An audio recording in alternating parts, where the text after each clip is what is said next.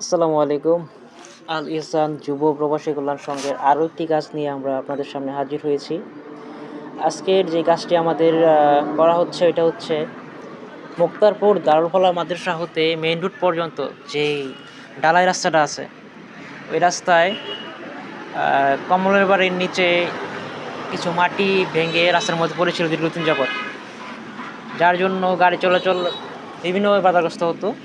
আজকে আমাদের সংগঠন সদস্য নিয়ে এই মাটিগুলো সরিয়ে দেওয়ার জন্য আমরা ব্যবস্থা নিয়েছি। আপনারা হয়তো জানেন যে আমাদের সংগঠনটা হচ্ছে একটি অরাজনৈতিক সংগঠন এবং এই সংগঠন প্রবাসীদের দান এবং তাদের সমর্থনেই চলে। প্লাস হচ্ছে এলাকারবাসী যারা আছেন তাদের সমর্থন ও ভালোবাসা নিয়ে আমাদের সংগঠনটি এই পর্যন্ত চলতেছে। আমরা আশা করছি যে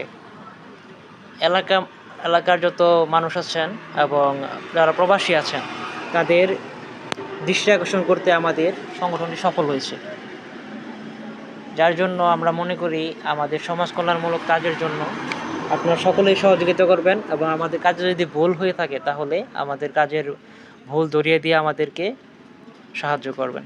ধন্যবাদ।